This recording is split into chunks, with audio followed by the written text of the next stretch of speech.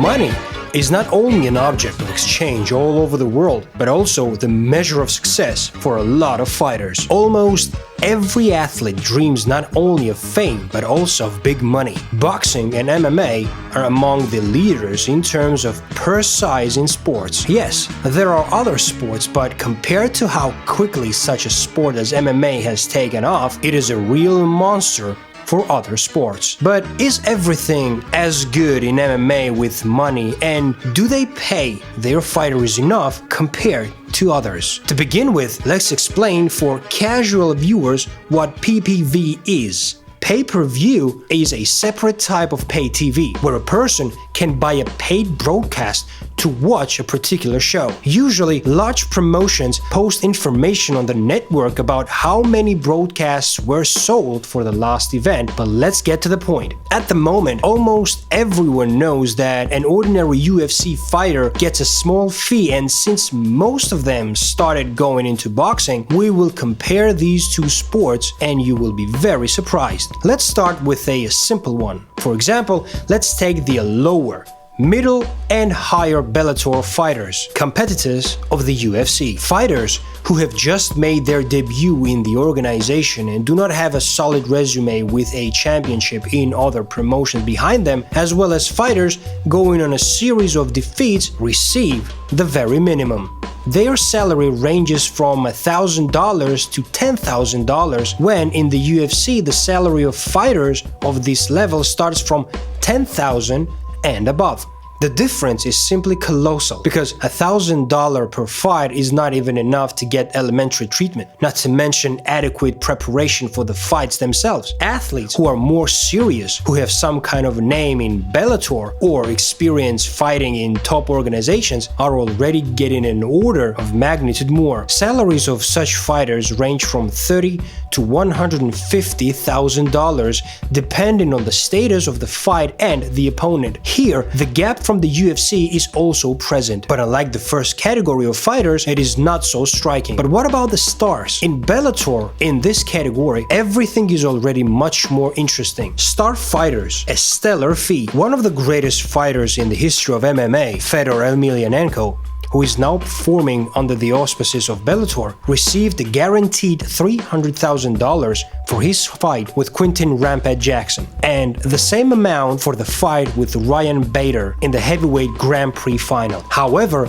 as stated by the president of the promotion, Scott Coker, this is far from the biggest fee of Emelianenko in the organization. The same can also be said about the champion in the featherweight, Patricio Freire, who received $200 for the fight with Juan Archuleta, with a bonus for the victory. I think this is quite enough to understand Bellator's financial policy regarding payments to fighters. Yes, without a doubt, the UFC pays bigger fees, but these are only bare guaranteed payments without taking into account sponsorship agreements and other bonuses. The main source of profit for MMA fighters has always been sponsorship agreements, the same drawings on sports. The total price for them almost always exceeds the fighting fee by 5 times. That is, the Bellator fighter who received $1,000 for the fight also increases the profit to $10,000 from sponsors on top. But what figures can the UFC boast for? Sitting at the top of MMA? It's not all so clear. It is obvious that newcomers who have just joined the company are paid minimum wages. As a rule, they receive from $10,000 to $30,000 for their first fights, not taking into account bonuses. There are exceptions. If there were stars in other promotions or had success in other martial arts and came to the UFC already having a big name. As a rule, the fees of fighters are proportional to the company's profit. That is, if a fighter gathers a lot of attention around him and the audience wants to see his fights, then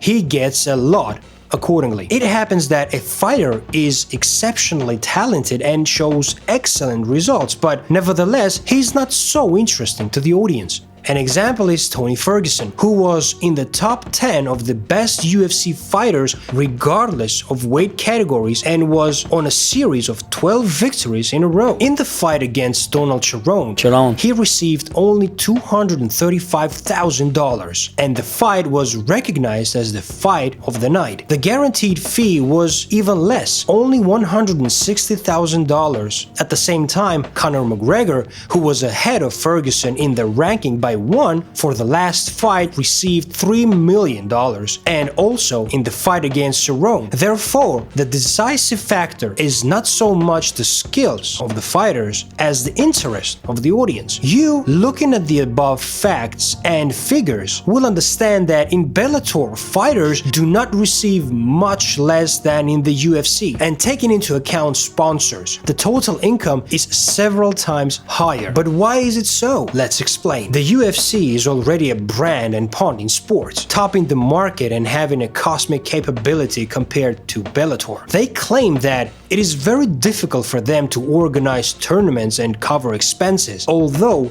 one of their pay-per-view costs $70, and the worst sales figures for paid broadcasts are $300,000. And also, you need to take into account sponsorships, what the fighters use to earn on. Now the UFC earns. And after that, they say that they hardly cover the costs of arenas, which, by the way, are not always the best. You'll be even more surprised now, as for some promotions with better terms, 300,000 pay-per-view broadcast is the ceiling many dream of. Now we will compare all this with boxing, and this is only the beginning of the climax. Let's take a few examples. Terence Crawford's against Sean Porter sold just over 100,000 pay-per-view views, and what fees did they get in the end? Crawford earned $6 million and Porter $4 million, and we don't take into account the percentage with the PPV. We're sure many of you don't even know who Sean is. Now, do you feel the difference? I'm very feel. Despite such low sales of PPV,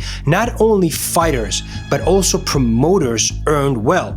To compare the fights between Canelo Alvarez and Fury would be even more crazy, where the odds on income would be around 10. With all these facts, we can go further and compare MMA finances to those of the NBA and NFL. UFC president Dana White likes to compare them and said his promotion is a global league and is the fastest growing sport worldwide. But even here, we can laugh comparing these three leagues. Let's start with the NBA. Take for example Zaire Smith, who on average earns a little more than $1 million a year without taxes, or the same Lamar Stevens, who earned $1.5 million last year, and these are not even average NBA basketball players. If we talk about a higher level, there are guys like Devon Cartnley, who earns almost $4 million a year, or Kobe White, with an annual salary of almost $8 million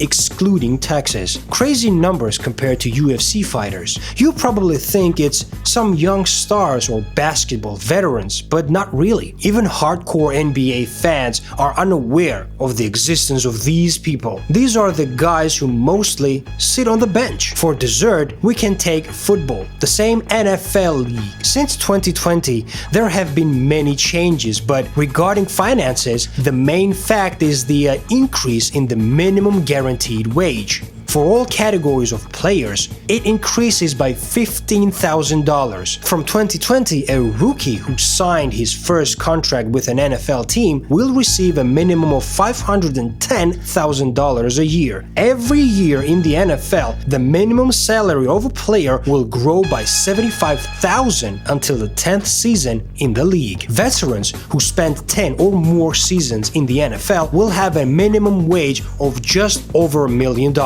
That is, the world heavyweight champion UFC this year earned as much as the most useless player in the NFL. Recall that the basis of the contingent and popularity of the NFL is in the United States, and the UFC is around the world. Now you know how big things are in comparing MMA and other disciplines. Looking at these facts, you can understand that the UFC and Dana deceive everyone in many ways realities and behind the mask of poverty are completely different things. Everyone would be silent about the problem of paying the fighters as long as there was an opportunity to advertise sponsors on their equipment. But as soon as the UFC took this opportunity and introduced uniforms from Reebok and Venom, all the pitfalls surfaced. What do you think about that? Write your opinion in the comment section under the video.